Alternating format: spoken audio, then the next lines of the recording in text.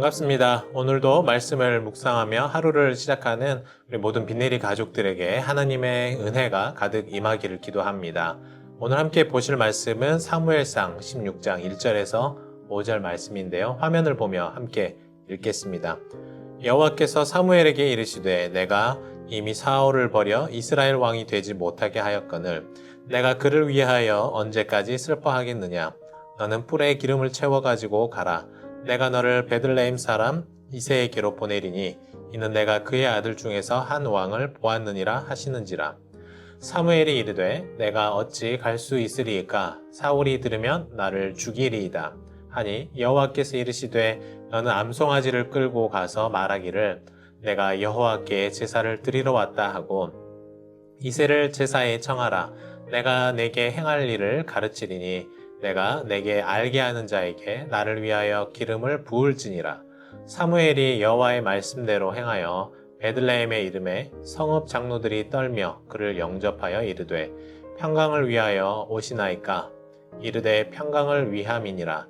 내가 여호와께 제사하러 왔으니 스스로 성결하게 하고 와서 나와 함께 제사하자 하고 이새와 그의 아들들을 성결하게 하고 제사에 청하니라. 아멘.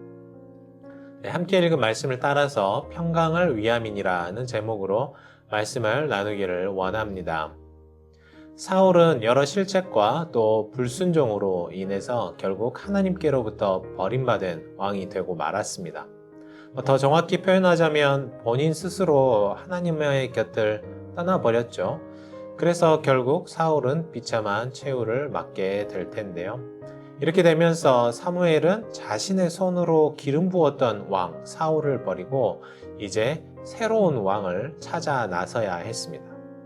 하나님은 사무엘에게 나타나셨고 내가 이미 사울을 버려 이스라엘의 왕이 되지 못하게 하였다 하셨습니다. 이제 하나님은 이 빈자리를 채우기 위해 일하시죠. 사무엘에게 베들레헴 이새의 집으로 가서 거기서 왕을 세우라고 하십니다.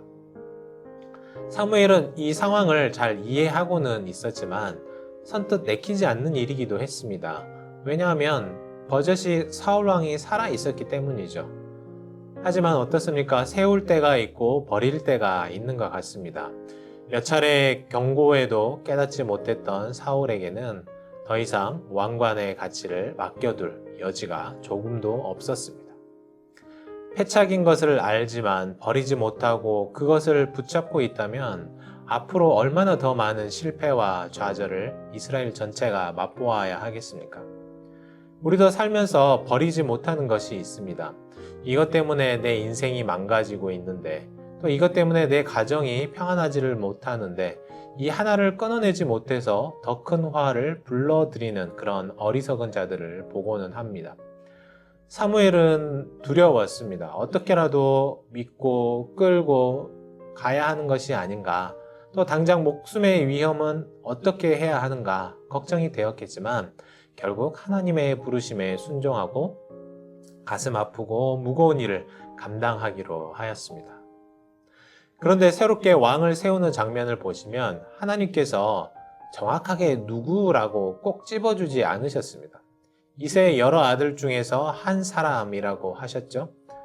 이제 사무엘은 하나님의 눈으로 새로운 왕을 그 가운데서 찾아내어야 했습니다. 베들레헴 이새의 집에 이른 사무엘은 이새의 아들들을 한 명씩 살펴보기 시작하는데요. 큰아들이었던 엘리압을 보고 바로 이 사람이로구나 라고 결정을 내리려고 했습니다.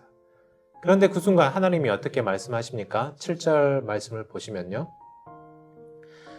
여호와께서 사무엘에게 이르시되 그의 용모와 키를 보지 말라. 내가 이미 그를 버렸노라. 내가 보는 것은 사람과 같지 아니하니 사람은 외모를 보거니와 나 여호와는 중심을 보느니라. 이렇게 말씀하십니다. 사무엘이 엘리압을 보고 이 사람이 바로 새로운 왕이로구나 라고 결정을 내린 기준이 무엇이었을까요? 바로 그의 용모와 키 때문이었습니다.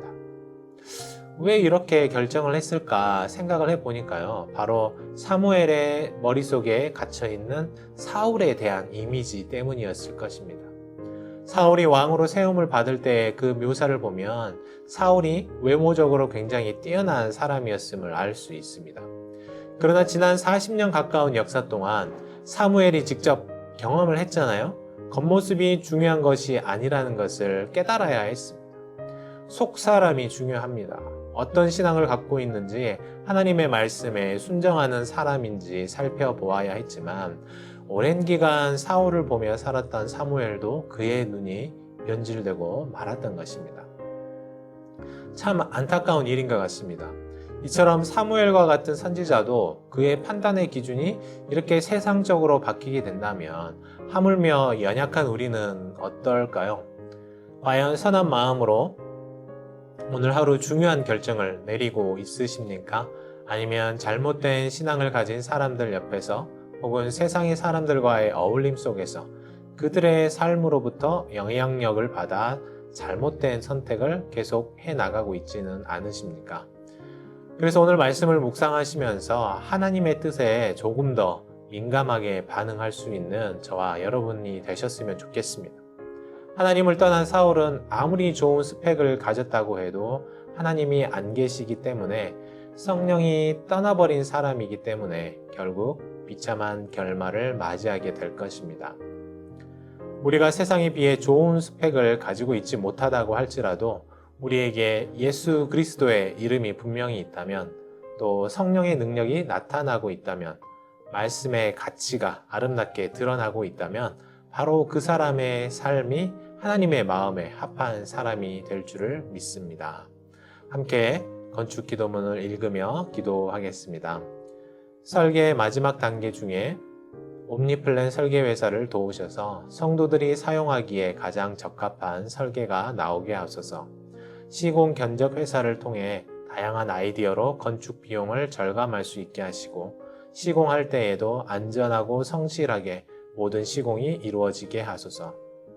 조경, 조명, 음향, 영상을 비롯한 여러 협력 업체들도 맡은 일 가운데 가장 효율적인 결과가 나오게 하시고, 마무리까지 성실하게 최선을 다하는 업체들이 되게 하소서. 기도하겠습니다. 하나님 아버지 감사합니다. 이제 다시 새롭게 왕을 세우는 하나님의 결단과 사무엘의 발걸음을 우리가 지켜봅니다. 하나님, 때로는 우리가 버려야 할 것을 버릴 수 있는 용기를 허락하여 주시옵소서.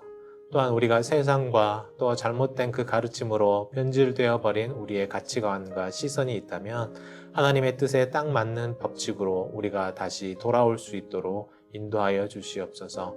오늘 하루도 말씀으로 우리를 붙잡아 주실 줄 믿사오며 이 모든 말씀을 예수 그리스도의 이름으로 간절히 기도합니다.